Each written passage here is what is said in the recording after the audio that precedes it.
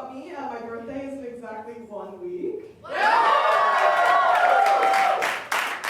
You can sing if you want to. Happy birthday to you. Happy birthday to you. Happy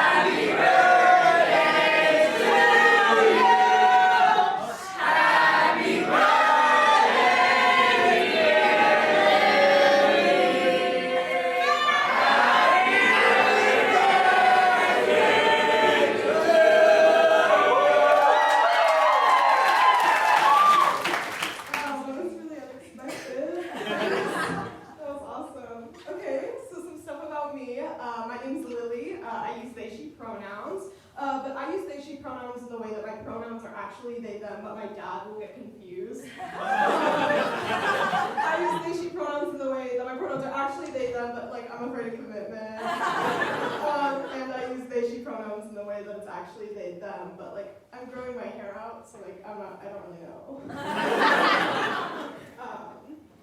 Yeah, but honestly, if you're a man, you can use they, them, but if you're not a man and I love you, you can use she, her in the way you do for like a boat or like a stag animal. Speaking of boats, has anyone seen the movie It? Okay, in case you haven't, it's basically just a bunch of these fatty kids come together and they keep with this killer clown and yada yada yada. Anyway, there's a scene in the beginning of the movie where this little kid, Georgie, he gets taught that boats are called she, and then 5 minutes later he fucking dies.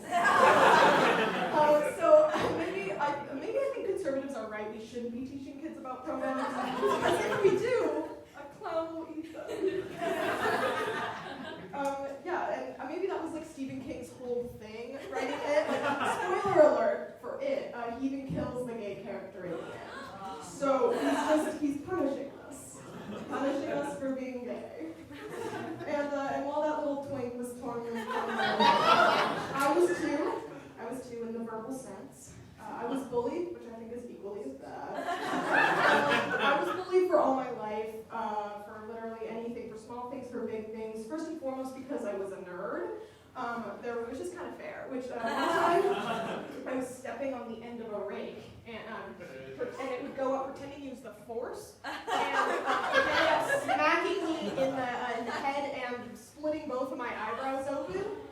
Yeah, so hair doesn't grow there anymore. But even as that hot, sticky blood was pouring down my face and onto my Empire Strikes Back t-shirt, I never once thought, this is my fault.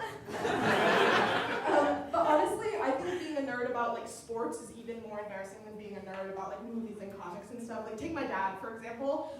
This is my impression of my dad when his team, the Oregon Ducks, are losing. Fuck! Fuck! Jesus fucking Christ! Fuck! No! And this is my impression of my dad when the Oregon Ducks are winning. Yes! Yes! Fuck! Jesus fucking Christ! Yes! The reactions are largely the same. My dad also makes fun of me for ending my words and sentences with but contrary to what I said at the beginning of this, I'm literally just a girl. And I can't help it. And if that confuses you, good. I don't care. The clown will get to me before you can. I was gonna write a joke here about my mom and how I actually make fun of her a lot and that hurts her feelings, and how we instill a lot of insecurity within each other. But recently we actually pulled a Freaky Friday and ended up switching bodies. Yeah, we spent the day as each other, we learned about each other, and now understand each other a whole lot better. She knows where I hide my alcohol, and now I know why she drinks so much. I was also bullied for having crooked teeth. And even now, post-braces, I still get a lot of shit for my teeth. My first month of college, I had to get a root canal in Chicago, which is not where I'm from. So no insurance, my mommy wasn't there, nothing. I was alone. And the dentist had to stop halfway through because it was too difficult of a procedure to keep going. That's what she sounded like. So even a licensed Chicagoan dentist couldn't even fix my fucked up teeth. But if I'm being honest, that place is sketchy as fuck. wrong tools, and every time she did, the dentist would be like, you have to know this stuff. If you don't keep up and get better, they're going to catch you. I'm sorry. Who's catching you? Like there's 4 hands in my mouth right now. Not that that's something I can't handle, but if you're gonna be like sticking your fingers down my throat and cutting into my gums, at least pretend to know what you're doing. Or take me out to dinner first. Yeah, so that tooth insecurity still lives on me today. But something else I'm still insecure about is having hairy legs. Despite being a blonde, my leg hair has been always been very thick and very black. It's like my pubes didn't stop at my vagina. Going all the way down to my ankles, so it's just like puby everywhere. In case you were wondering what that was. I had a friend once who made fun of me for having hairy legs, which I guess is fine, but we were 9 years old. So I don't really know what freak was making her shave her legs. That same friend actually once gave me a Coke spoon as a gift one time. That was awesome. Now we get into like more obscure things that I was bullied for. I was made fun of for having a pink shirt that I wore to school when I was 13. I think if you're going to bully someone, I think you should make it about something substantial.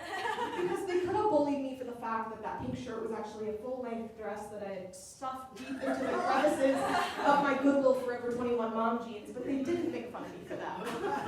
So that one's on them, not me.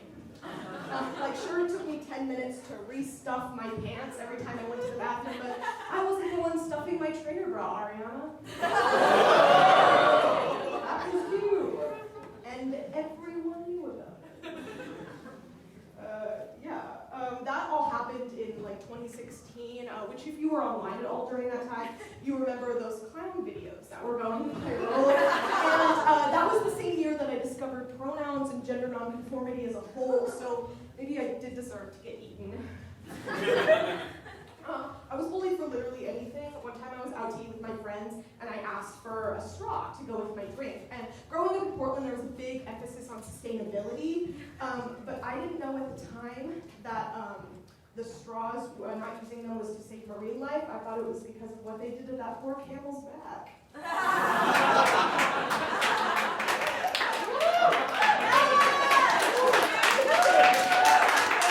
That joke was awesome. Subsided. I found a good group of friends who I really liked, even though, there's never enough room in the car. They just never thought I wanted to come. It's okay, it's fine. But now high school's over. And I have better things to worry about, like homework, my tuition, my roommates.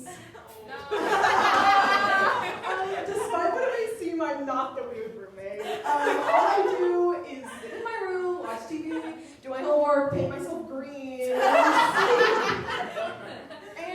there was this one time I was up in my lofted bed, and my 2 roommates come in, and they're talking about me, and they're calling me a freak, and they couldn't see me up there because I was up in the lofted bed under my covers, and let's bring back the word freak. Because that really hurt my feelings. They did such a good job. That was so effective. I applaud my roommate. Can we get a round of applause for my roommate? They're not here, I think.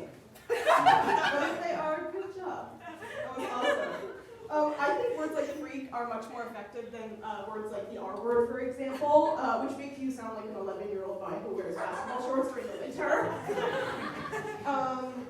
I was recently actually called the R word at a stand-up comedy show, and it wasn't because I was doing anything that warranted that response at all. It was because they asked if there were any lesbians in the audience, and I raised my hand. So I deserve that.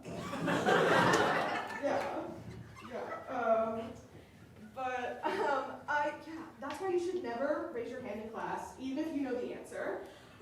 But everyone in the audience at that stand-up show did not like that joke. It was so weird. But if the comedian had called me a freak, I would have probably killed them.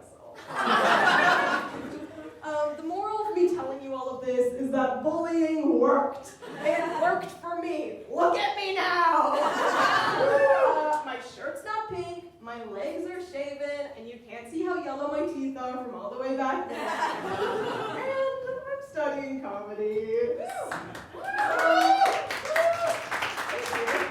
So I guess I'm the clown now. And if any of you use pronouns, I'm gonna fucking eat you.